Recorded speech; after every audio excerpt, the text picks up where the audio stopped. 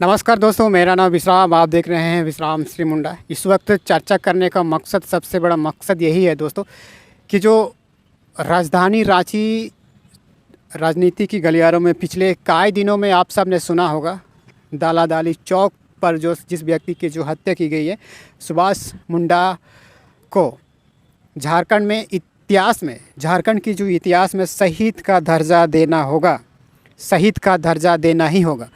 ऐसा मैं इसलिए कह रहा हूं और इसी जानकारी के आधार पर मैं आप सबको बताने जा रहा हूं कि सुभाष मुंडा को झारखंड की शहीद का दर्जा देना पड़ेगा। क्यों देना होगा? झारखंड में शहीद निर्मल महतो को शहीद का दर्जा अगर दिया जा सकता है तो सुभाष मुंडा को शहीद का दर्जा दिया जा सकता है। इसी मसले पर हम आपके साथ चर्चा करने वाले हैं। थोड़ा वीडियो लंबी हो जाएगी, लेकिन हम आपको बारीकी से बताने वाले हैं कि शहीद का दर्जा क्यों दिया जा सकता है।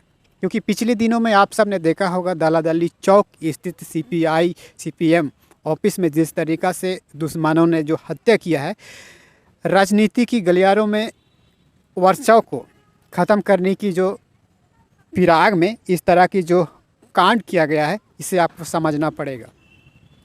भले ही ये बातें कई लोगों को अच्छा नहीं लगेगा या फिर कई लोगों को समझने की प्रयास नहीं करेंगे, या फिर विश्राम या क्या कह रहा है, ऐसा कई सारे लोगों को लगेगा। लेकिन मैं आप सबको इसी मुद्दे पर बात करने के लिए हम आपसे जुड़े हैं। हालांकि वीडियो बहुत दिनों से मैं अपना चैनल पर वीडियो नहीं बना पा रहे हैं, लेकिन आज विशेष जानकारी समझ करके यही बातें हम आप सबको बताने वाले हैं कि सुभाष मुंडा को झारखंड में शहीद का दर्जा देना ही पड़ेगा। क्योंकि भले ही ये राजनीति के गलियारों में या फिर राजनीति में जो आंदोलनकारियों के बीच में ये बातें चर्चा नहीं होती है, या फिर ये बातें चर्चा करने का विषय खुद को नहीं समझते हैं या फिर सही नहीं समझते हैं, लेकिन आज मैं पहली बार हमारे इस चैनल के माध्यम से मैं आप सबको बता रहा हूं। और यही बातें आने वाले समय में राजनीति की गलियारों में जो आंदोलनकारियों के बीच में सुभाष मुंडा का नाम फिर से शहीद की दर्जा मांग को लेकर के फिर से रोड पर उतरेंगे। ऐसा मैं इसलिए कह रहा हूं क्योंकि यदि शहीद निर्मल महतो को अगर शहीद का दर्जा अगर दिया जा सकता है, तो फिर सुभाष मुंडा को शहीद का दर्जा क्यों नहीं दिया जा सकता? अब सवाल ये है, क्योंकि बहुत सारे लोगों को यही लग रहा है, क्योंकि बहुत सारे लोगों का यही मानना है कि यार सुभाष मुंडा तो ये एक ज़मीन कारोबारी से मामला से जुड़ा हुआ व्यक्ति था, इसीलिए इनको हत्या किया गया है, इसीलिए इन पर इस तरह की षड्यंत्र समझ करके, इस तरह की षड्यंत्र दे करके इनको हत्याएं किया गया है। देखिए, हत्या करने की तरीका कई तरीक़ा से होती है। ये बस हत्या सिर्फ ज़मीन करवाने से नहीं होती है। अगर हम इसकी राजनीति की जीवन काल को अगर हम देखेंगे दोस्तों, आने वाले समय में हम राजनीतियों पर अपना वर्चस्व को कायम करने के लिए दुश्मनों ने ये लोग षड्यंत्र के तहत हत्या किया गया है, इसे आपको समझना पड़ेगा।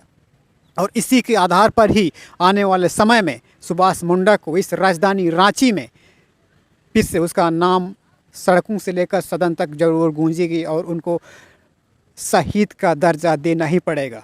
हेमंत सोरेन को शहीद का दर्जा देना पड़ेगा। भले ही झारखंड में सत्ता पर कोई भी पार्टी रहे, मैं ये नहीं कह रहा हूँ कि फलाना ढिमका टुमका, लेकिन फिर भी सत्ता में कोई रहे या ना रहे, लेकिन सुभाष मुंडा को शहीद का दर्जा आने वाले समय में देना पड़ेगा। यदि अगर आप नहीं देते हैं या फिर देने की बात अगर कोई भी पॉलिटिकल पार्टी अगर अब नहीं करती है, तो फिर सड़क से लेकर सदन तक इस मांग को ज़रूर आवाज़ बन के ज़रूर गूंजेगी। लेकिन बहुत सारे लोग यही कहेंगे, ये ज़मीन कारोबारी से जुड़ा हुआ व्यक्ति था, इसे शहीद होने का क्या मतलब था?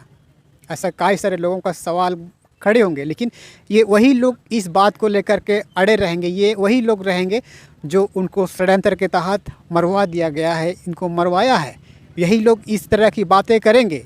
इसे आपको समझना बहुत ज़रूरी है और इसे आपको समझना बहुत ज़रूरी है। हम इसीलिए कह रहे हैं दोस्तों, आने वाले समय में सुभाष मुंडा को शहीद का दर्जा झारखंड की सरकार या फिर झारखंड के जो भी आंदोलनकारियों को इस बात के लिए चर्चा परिचर्चा करना ही पड़ेगा। आपको क्या लगता है, क्या सुभाष मुंडा शहीद का दर्जा नहीं मिल पाएगा? मैं दावे के साथ कह सकता हूं और मैं गारंटी के साथ कह सकता हूं दोस्तों, सुभाष मुंडा को आने वाले समय में, आने वाले पीढ़ी में शहीद का दर्जा ज़रूर मिलेगा। क्योंकि झारखंड के जो लोगों की, जो ट्राइबल लोगों की जो साइकोलॉजी को हम लोग देखते हैं, आप लोग समझ नहीं पाएंगे, क्योंकि आप लोग पक्ष विपक्ष के पार्टी में पॉलिटिकल की नज़रिए से आप लोग देखते हैं, लेकिन इतिहास ऐसा ही लिखा जाता है दोस्तों। और ये बातें पहली बार शायद हमारे चैनल के माध्यम से शायद आप सबको देखने को मिल रहा है, या फिर आप सबको समझने को मिल रहा है, या फिर आप सबको ये चर्चा करते हुए आप सब सुन रहे होंगे कि सुभाष मुंडा को शहीद का दर्जा कैसे मिलेगा। लेकिन मैं दावे के साथ कह सकता हूँ, सुभाष मुंडा को शहीद का दर्जा आने वाले समय में देना ही पड़ेगा। और ये बातें हेमंत सोरेन को भी आज की तारीख में अपने लोगों से ये परिचर्चा करने की विषय है।